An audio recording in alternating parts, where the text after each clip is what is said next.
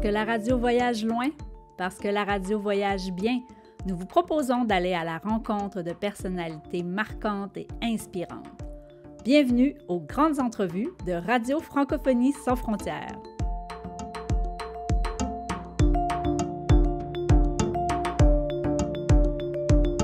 Pour cette première des grandes entrevues, c'est un honneur de recevoir Madame la déléguée générale Wallonie-Bruxelles à Québec, Sharon Wenblum. Madame Wenblum, bienvenue à l'émission.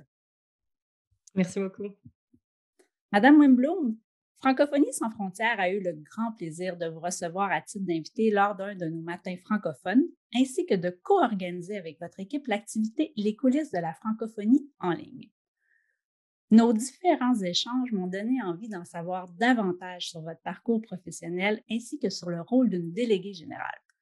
Ainsi, d'entrée de jeu, j'ai envie de vous demander, avant de devenir diplomate, vous vous êtes intéressé à la lutte antiterroriste, aux minorités en démocratie, aux migrations ainsi qu'au Moyen-Orient. Pourquoi aviez-vous choisi d'aborder ces questions?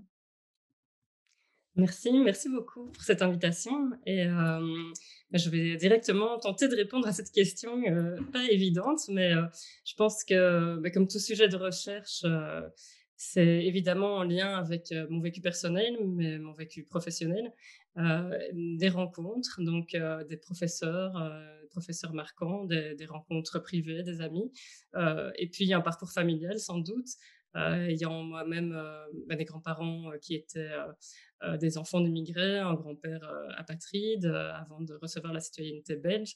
Ce sont toutes les questions liées vraiment à l'immigration, aux minorités, à la langue, sont des questions qui me tenaient à cœur. Et plus largement, la question de la démocratie, en fait, et de l'inclusion dans les démocraties m'a toujours énormément interpellée et intéressée.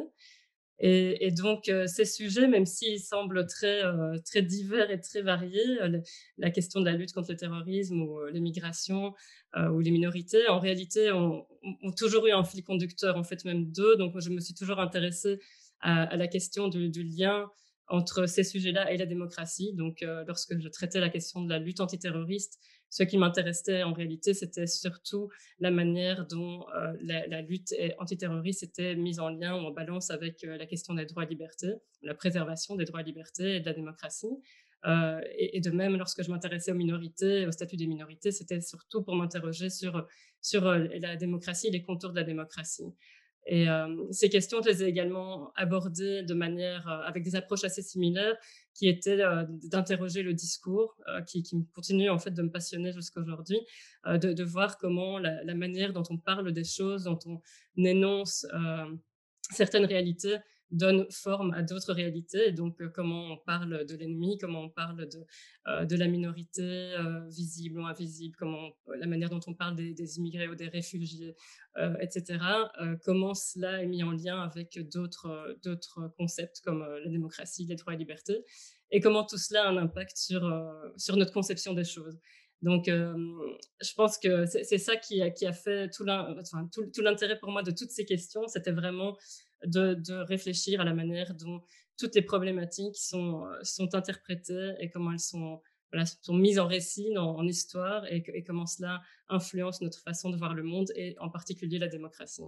Parce qu'effectivement, le langage nous met en lien les uns avec les autres, et même les silences parfois nous mettent en lien les uns avec les autres. Absolument. À partir de cette réflexion-là sur la démocratie, sur justement l'importance des récits qui font des liens entre les différents thèmes que vous avez étudiés, vous avez choisi un jour de bifurquer vers la diplomatie. Qu'est-ce qui a motivé ce changement, ce carrefour-là professionnel?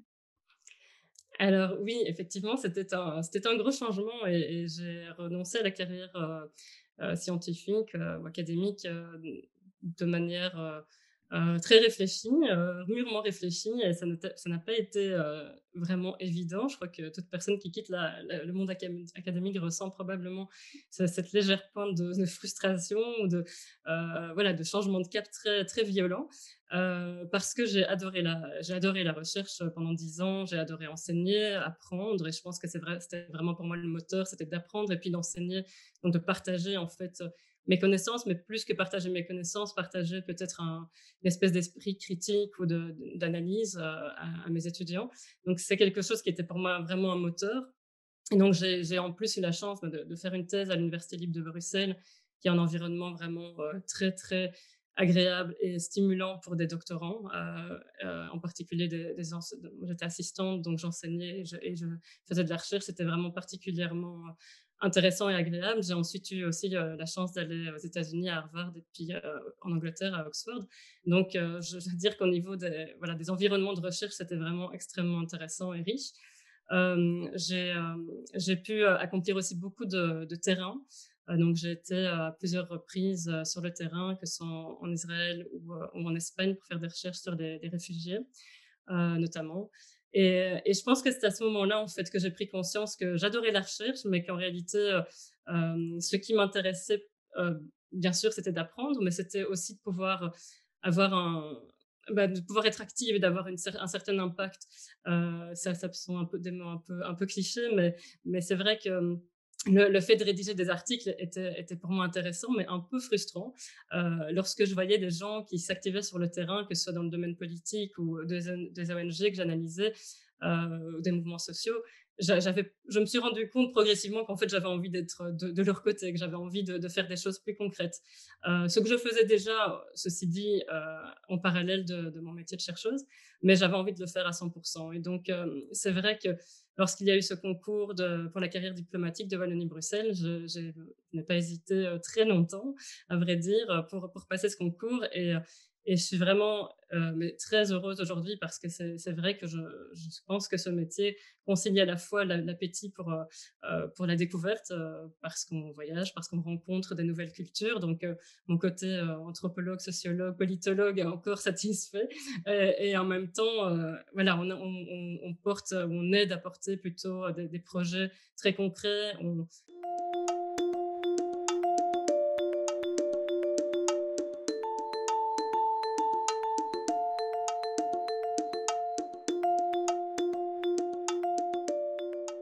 Cette carrière-là de diplomate vous a amené à être chargé de mission pour l'Organisation Wallonie-Bruxelles internationale, où vous étiez en lien avec les institutions de l'ONU.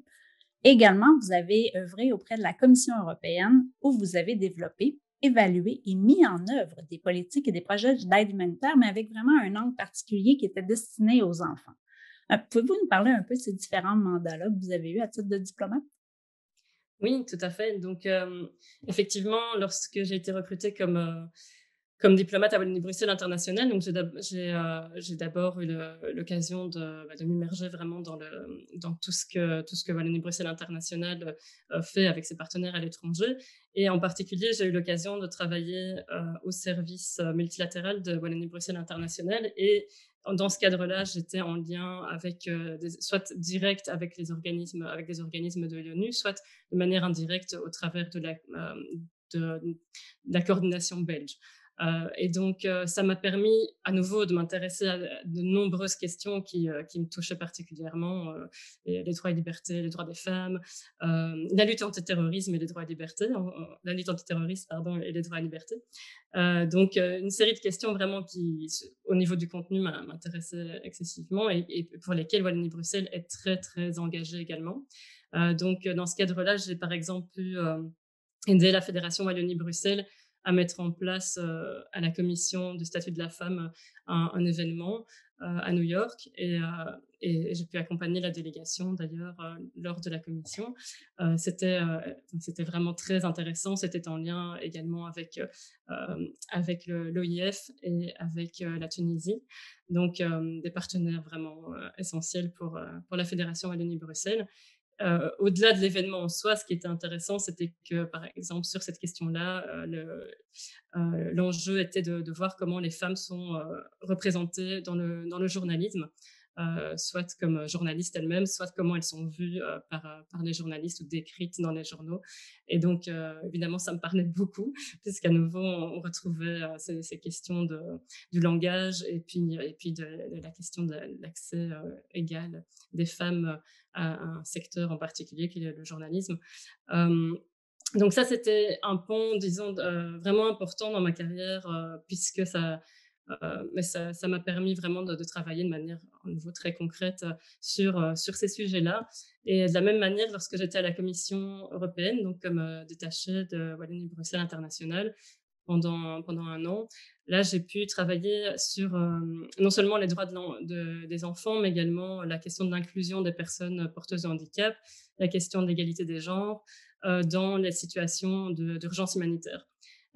Donc ici, c'était des sujets à nouveau tout à fait au cœur des priorités de Wallonie-Bruxelles et qui m'ont transportée, si pas physiquement, parce que je ne suis pas allée sur le terrain dans les situations d'urgence, mais en tout cas, j'ai pu vraiment m'immerger dans toutes les problématiques d'aide humanitaire et à la manière dont ces aides ne sont pas toujours pensées pour répondre aux besoins des femmes, des enfants, des personnes porteuses de handicap. Et ça m'a vraiment, mais ça m'a vraiment interpellée, ça m'a vraiment excessivement intéressée parce qu'en réalité, ce sont des enjeux qu'on rencontre partout. Et je pense que jusqu'alors, bien que moi-même, en tant que femme, j'ai évidemment été face à des obstacles qui étaient liés à mon genre, clairement, ou à des remarques, ou à voilà, des comportements qui étaient liés à mon genre, je n'avais, je pense, jusqu'alors pas cerné à quel point la manière de donner de l'aide, en l'occurrence humanitaire, pouvait être limitée par le fait qu'on ne pense pas aux obstacles que rencontrent des femmes, des enfants ou des personnes porteuses de handicap. Et comment le fait de ne pas y penser, en fait, renforçait encore les inégalités, même lorsqu'on est une organisation humanitaire et qu'on essaye de donner de l'aide à des bénéficiaires.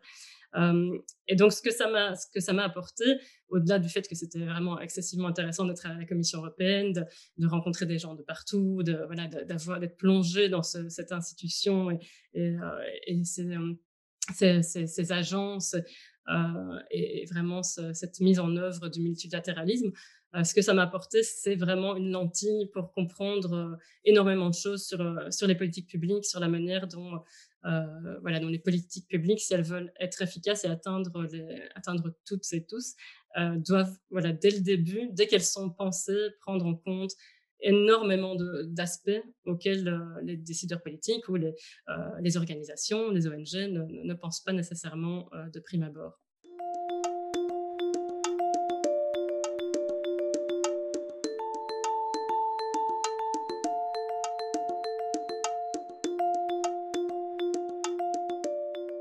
J'ai envie de vous demander, depuis ces années où vous avez œuvré et vous avez pris connaissance je dirais, un peu ce biais-là des politiques publiques, justement, et la difficulté parfois de bien rencontrer les populations visées, les acteurs sociaux visés. On va parler un peu en sociologue.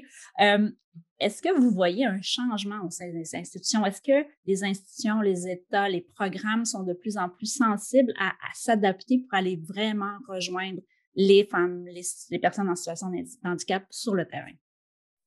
Oui, je pense que clairement le fait que en fait simplement que les bailleurs de fonds en fait donnent, enfin exigent certaines choses de la part des ONG sur le terrain pour leur donner des financements, comme par exemple de prendre en compte, de prouver qu'elles prennent en compte les problématiques de genre et d'accès par les personnes porteuses de handicap.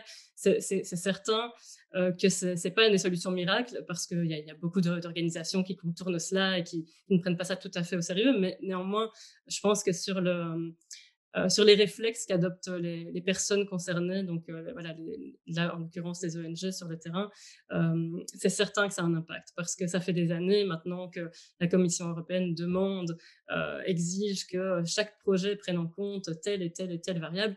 Et à la fin, même si au départ il y a des crispations parce que voilà, parce que les organismes n'ont pas envie nécessairement de perdre, enfin, ce qu'ils considèrent parfois comme une perte de temps de répondre à de nombreux formulaires. Et bien malgré ça, elles sont clairement maintenant plus enclines à prendre ces questions en considération. Et donc, c'est certain qu'on voit sur le terrain un impact.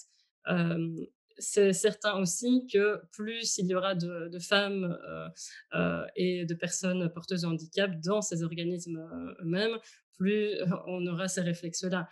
Parce que c'est plus facile pour quelqu'un voilà, qui lui-même est face à ces obstacles d'y penser que quelqu'un qui n'y est pas, donc ne prend pas du tout en considération ces choses-là voilà, parce qu'il n'y a jamais été confronté. Donc là aussi, je pense que et ça, c'est les organisations qui défendent le droit des personnes porteuses de handicap le disent depuis aussi des années. Il faut plus de diversité dans les organismes eux-mêmes pour que ces choses évoluent aussi de l'intérieur et que ce soit de plus en plus des réflexes. C'est ça, et que ça reflète bien aussi la réalité de la société dans laquelle on souhaite agir. Je me demandais, est-ce que tout ce bagage-là influence votre rôle et votre façon d'être diplomate encore aujourd'hui? Oui, probablement. Je pense que je ne m'en rends pas toujours compte et c'est certainement, peut-être heureusement d'ailleurs, c'est pas il y a des choses qui ne sont plus réfléchies, il y a des choses qui sont devenues, je pense, des réflexes. Je sais que mon équipe, aime bien rigoler sur le fait que, par exemple, à chaque fois qu'on organise un événement, je fais toujours bien attention, que la question de l'équilibre des genres ait été respectée. Ce qui, bon, apparemment, n'est pas toujours le cas partout, donc et n'est pas toujours un réflexe, effectivement. Je pense que ça, c'est une chose évidemment très, très concrète et flagrante. Mais oui, j'espère en tout cas que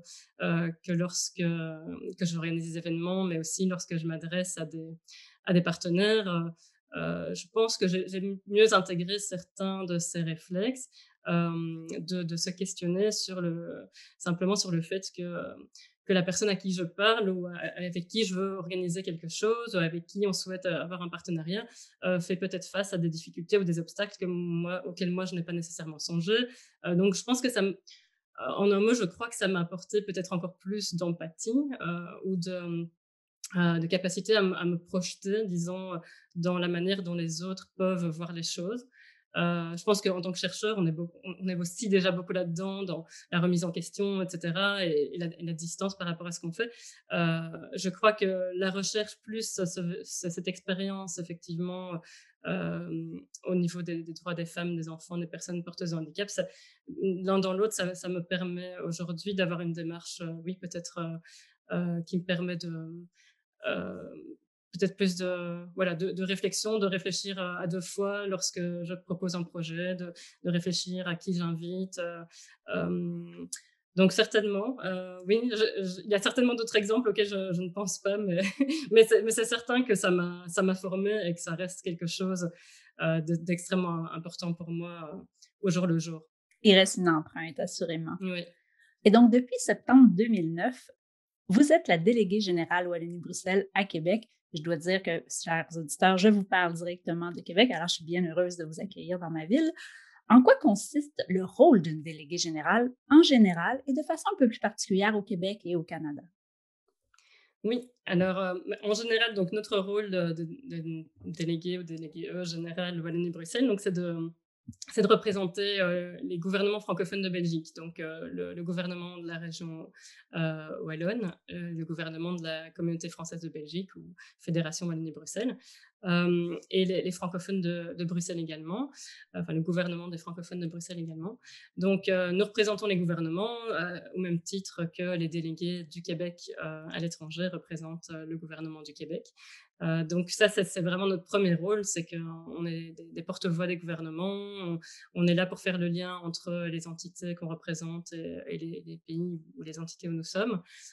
Donc ça implique beaucoup de prises de contact avec les ministres des pays dans lesquels nous sommes, des mises en lien entre nos ministres et les ministres des pays dans lesquels nous sommes.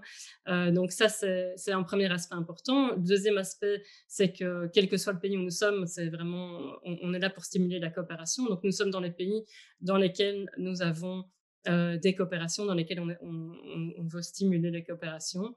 Euh, donc ça passe par énormément de rencontres, de partenaires potentiels dans tous les secteurs dans lesquels on est actif. Et donc là, ils sont assez nombreux. Je vous parlerai après de l'exemple du Québec dans lesquels on est vraiment actif dans différents domaines. Donc, mais le dernier, je dirais, point vraiment important de notre mandat, c'est de faire rayonner les les acteurs de Wallonie-Bruxelles à l'étranger, donc que ce soit les artistes, les chercheurs, chercheuses, les organismes. Est-ce que les Voilà, gens c'est d'affaires très sont large. aussi concernés par ce rayonnement-là? Oui, les gens d'affaires. Alors là-dessus, nous sommes, donc nous avons justement au Québec un bureau économique et commercial de Wallonie, qui lui est vraiment dédié à cela. Donc, ce bureau économique et commercial, son travail, c'est vraiment justement de représenter les entreprises et investisseurs. Donc, c'est vraiment ce bureau-là avec lequel nous travaillons, bien sûr, puisqu'on travaille pour le gouvernement de la région Wallonne. Euh, donc, nous travaillons avec eux et c'est eux qui sont dédiés à ce secteur-là, disons. Euh, Nous sommes également là donc voilà, pour mettre en place des partenariats au niveau académique. Et là, à nouveau, au niveau du Québec, il y en a beaucoup, j'y reviendrai.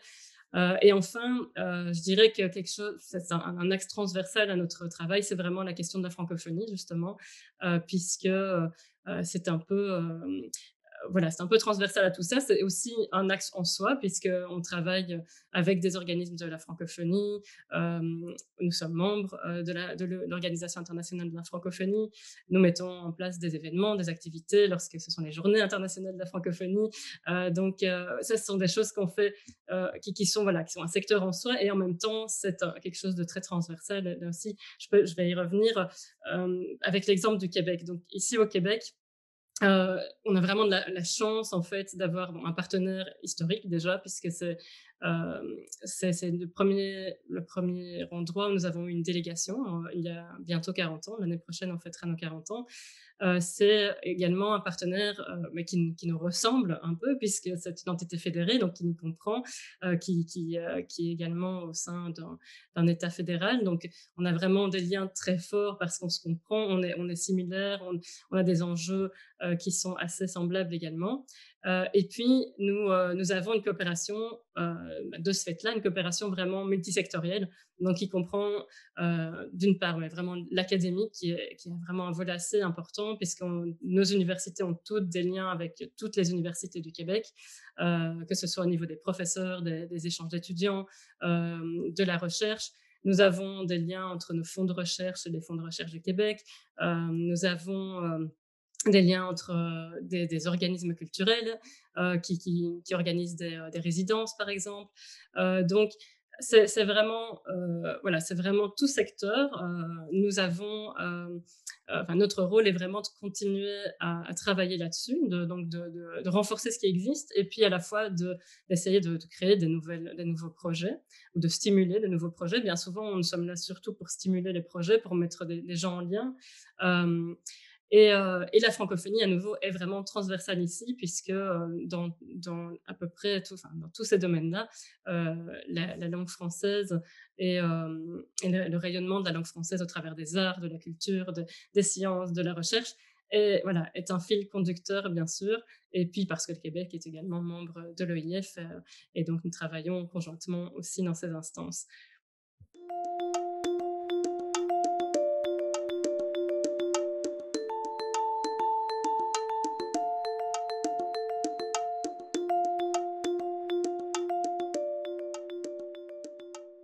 J'ai envie de continuer un peu sur ce thème-là, Madame Wimblum. Et vous qui vous êtes intéressée au langage et au récit, qu'est-ce que ça veut dire être francophone en Belgique en 2021? Alors, cette question est très compliquée. Je pense que, enfin, elle est compliquée. Disons qu'il n'y a pas de réponse, il n'y a pas de réponse unique. Je pense que chaque personne à qui vous poseriez la question vous donnerait une réponse différente, probablement. Et je pense que, d'une certaine façon, c'est ça aussi, justement, être francophone en Belgique. C'est que il y a une multitude de réponses. C'est vraiment, voilà, il y a pas une identité francophone belge. Je pense il y en a énormément. Bon, on peut prendre bien sûr les exemples un peu rigolos des particularismes régionaux, mais c'est vrai qu'on est un tout petit pays, enfin un tout petit pays, la Belgique, et puis une toute petite entité, Wallonie-Bruxelles. Et malgré tout, on a, du fait aussi de nos histoires et puis des langues endogènes qu'il y avait dans nos territoires, on a différents termes qu'on utilise, différentes expressions qu'on va utiliser, qui ne sont pas les mêmes à Bruxelles ou à Liège, et qui ne sont pas les mêmes à Liège et à Tournai, par exemple. Donc, c'est ça qui, je pense, fait la beauté en fait de la francophonie belge, si on peut appeler ainsi, c'est que effectivement, elle est variée, donc liée effectivement à l'histoire, au picard, lorrain, aux influences voilà, du wallon, du champenois, etc. Mais aussi à l'histoire beaucoup plus récente, avec des emprunts aux langues étrangères et qui sont parfois même pas nécessairement conscients. Donc, je crois que au niveau de l'identité collective, mais je dirais que c'est ça, c'est une identité en fait qui justement, de manière collective, est pas très définie, mais en même temps très forte, dans le sens où, ben oui, on est francophone de Belgique, on est belge francophone, donc on se distingue évidemment des Belges néerlandophones, mais aussi peut-être encore plus de nos voisins français. Je dis ça un peu en boutade, mais c'est vrai que je crois que ce qui sans doute fait une partie de l'identité belge francophone, c'est le fait d'avoir un voisin français qui est voilà, qui s'est présenté longtemps comme le garant de la langue française, et on assume quand même aussi nos belgicismes de plus en plus en fait. On assume les emprunts étrangers, on assume le fait que cette langue soit vivante. Et vous Je créez des pense que belgicismes. Je retiens le terme, un belgicisme. Très beau. Après les québécismes, le belgicisme. ah oui, oui, oui. Oui, et il y en a beaucoup, et c'est vrai que c'est souvent en allant à l'étranger qu'on s'en rend compte, évidemment. Souvent, on ne se rend pas nécessairement compte que ce sont des belgicismes. Et d'ailleurs, Avez-vous un exemple comme ça qui vous viendra en tête? bon, ben, le belgicisme très connu, c'est les 70 et 90, qu'ici j'essaye de traduire. Mais non, il y en a vraiment des tas. Bon, il y a le savoir au lieu du pouvoir. Je ne pourrais pas tous les lister là. Le s'il vous Euh, plaît quand on redonne la monnaie plutôt que voilà. merci. Absolument, oui, et qui ça voilà, ce sont vraiment des réflexes, donc c'est très difficile après de s'en départir. Mais et je retrouve quand même souvent aussi des usages au Québec qui en fait sont pas, enfin existent aussi en Belgique, et où j'aime beaucoup parce que mes interlocuteurs me disent bon, au Québec on dit ça, et là, en Belgique aussi en fait on dit ça. Donc il y a aussi parfois des liens. Donc voilà, je pense que la variété de la langue française en Belgique, c'est important. Le fait de pas trop prendre tout ça au sérieux, même si on y tient, encore une fois, et on a envie que la langue soit belle, et vraiment, on n'a pas... Enfin voilà, je pense que nos auteurs et nos chanteurs-interprètes le prouvent, évidemment. Il y a un attachement à la langue française qui est très fort, mais en même temps, c'est ça, une petite ironie, une petite façon de voir les choses avec ironie qui, je pense, fait quand même un peu notre culture. Et c'est pas par hasard, je pense, que la faute de l'orthographe, si vous l'avez vu, cette pièce écrite par deux professeurs de Wallonie-Bruxelles, je pourrais vous la partager. Donc une pièce qui montre en fait qui démonte en fait ce qu'on pense savoir de l'orthographe, et qui en fait parfois sont des fausses idées, des règles qui sont des règles aujourd'hui auxquelles on tient mordicus, mais qui en fait viennent parfois d'erreurs qui se sont produites il y a très longtemps dans des monastères. Enfin, Un je pense vrai que construit social. exactement, non, mais c'est ça. Et je pense que c'est pas par hasard que cette pièce vienne voilà, de personnes qui ont grandi en Wallonie-Bruxelles. Voilà, c'est cette approche qui, je crois, fait vraiment oui, sans Votre, doute, votre couleur, votre teinte au sein de la francophonie. Oui, oui. ce que j'en retiens, c'est le plaisir de jouer avec la langue, et justement, on ne se sent pas pris dans un carcan avec cette langue française.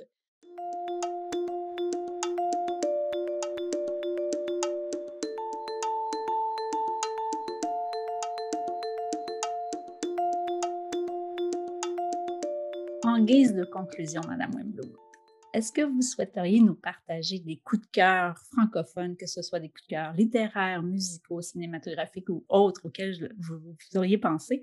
Question de laisser nos auditeurs avec un champ de découverte. Oui, alors, il y en a beaucoup des coups de cœur francophones. Je dois dire qu'en ce moment, enfin depuis la pandémie, j'ai beaucoup lu. Je crois que j'ai rattrapé tout mon retard de lecture, et donc je vais surtout vous parler, je pense, de livres, mais ça ne préjuge pas du fait que j'adore aussi la musique en français, les films, en français en particulier, je dois dire, de Wallonie-Bruxelles et du Québec. Mais pour ce qui est des livres, je suis un peu biaisée aussi puisqu'en étant au Québec, j'ai beaucoup lu québécois. J'ai lu énormément d'auteurs et d'autrices québécois. Mais je vais vous parler de 2 livres, je dirais, Adeline Dieudonné, là pour le coup, belge francophone, qui a écrit La vraie vie, qui est un livre extrêmement extrêmement dur en fait, mais vraiment, très, très fort, sur les questions de violence, et de violence conjugale en fait, qui sont particulièrement, je pense, pertinentes, peut-être aujourd'hui plus que jamais. Avec la pandémie, on a vu voilà, tous les dommages qui sont occasionnés, et qui existent de tout temps, mais qui ont été mis encore plus particulièrement, qui se sont renforcés en fait en période de pandémie. Donc je pense que au-delà de ce message, et de cette thématique, l'écriture est magnifique, et voilà, c'est un livre extrêmement marquant, que je conseille. Un autre livre, pour avoir un équilibre, c'est un livre québécois. Mais j'ai pas dû chercher très longtemps. C'est Jocelyne Saucier avec À train perdu, qui est vraiment un livre qui m'a marqué, parce qu'en fait ça touche aussi à des thématiques que je trouve extrêmement belles et importantes, les relations humaines, mère-fille en particulier, et puis le voyage en train qui pour moi est quelque chose d'extrêmement important. J'ai toujours pris le train depuis que je suis petite, j'adore, enfin, c'est pour moi la plus belle façon de voyager, donc du coup l'un dans l'autre c'était forcément, c'était un livre qui me parlait beaucoup, et à nouveau avec une écriture que j'ai trouvée extrêmement belle. Et juste pour terminer, parce qu'on est à Québec et parce que je l'adore, c'est quand même Guy Delisle, avec ses chroniques de jeunesse, parce que j'adore Guy Delisle, que j'ai lu, je pense, toutes ces bandes dessinées, en l'occurrence, je suis à Québec, cette usine à papier est magnifique en fait, je la trouve superbe, et donc je trouvais ça vraiment assez formidable de pouvoir se plonger dans l'univers, d'être à l'intérieur de ces lieux qu'on voit un peu de partout au Québec, à Québec. Et voilà, donc je pense que voilà, ces 3 livres-là seraient mes coups de cœur. Madame Sharon Manbloom, déléguée générale Wallonie-Bruxelles à Québec, je vous remercie infiniment pour votre temps et vos propos forts, passionnants. Merci beaucoup pour cette invitation, au plaisir.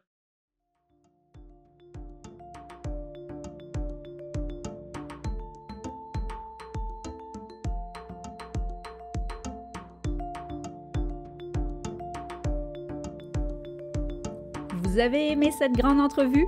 Vous connaissez des personnalités francophones et inspirantes? Faites-nous en part en nous écrivant à l'adresse franco.sansfrontières, frontières avec un s, @gmail.com. Au microphone et à la réalisation, Sophie Amel Dufour. À la musique originale, Florent Cheminal. Les grandes entrevues de Radio Francophonie sans frontières, une production Francophonie sans frontières 2021. Nous vous disons à la prochaine. D'ici là, portez-vous bien.